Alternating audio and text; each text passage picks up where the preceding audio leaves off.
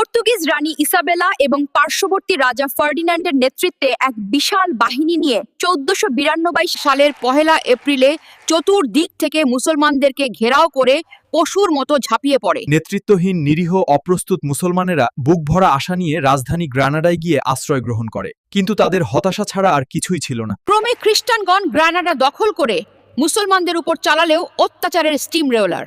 মুসলমানরা দিশেহারা। তখন প্রতারক ফার্ডিন্যান্ডে ঘোষণা দেয় যে মুসলমানেরা অস্ত্র জমা দিয়ে মসজিদ সমূহে আশ্রয় নিবে, তাদেরকে পূর্ণ নিরাপত্তা দেওয়া হবে, এবং যারা সমুদ্রের জাহাজ সমূহে আশ্রয় নিবে তাদেরকে অন্যান্য মুসলিম দেশে পাঠিয়ে দেওয়া হবে। নেতৃত্বহীন অসহায় মুসলমানেরা অস্ত্রবিহীন ক্ষুধা পিপাসায় কাতর হয়ে অধৈর্য হয়ে পড়েছিল। তারা জালিম খ্রিস্টানদের প্রতারণা না বুঝে সরল মনে মসজিদ এবং জাহাজ সমূহে আশ্রয় নেয়। তখনই জালিম রাজার নির্দেশে খ্রিস্টান সৈন্যরা মসজিদ সমূহ তালাবদ্ধ করে দিয়ে ভিতরে ও বাহিরে আগুন লাগিয়ে লক্ষ লক্ষ মুসলমানদেরকে পুড়িয়ে নির্মমভাবে শহীদ করে, এবং জাহাজগুলোতে আশ্রিত মুসলমানদেরকে গহীন সমুদ্রে ডুবিয়ে মারে। মুসলমানকে একসাথে পুড়িয়ে মারে জালিমরা।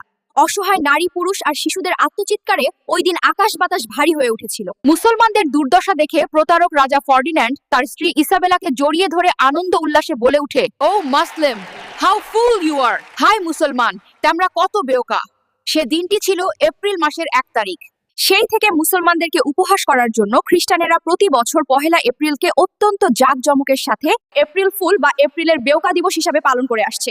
কিন্তু অত্যন্ত দুঃখের বিষয়, এপ্রিলের এদিনে লক্ষ লক্ষ মুসলমান ভাই বোনেরা নির্মমভাবে প্রাণ হারিয়েছিল।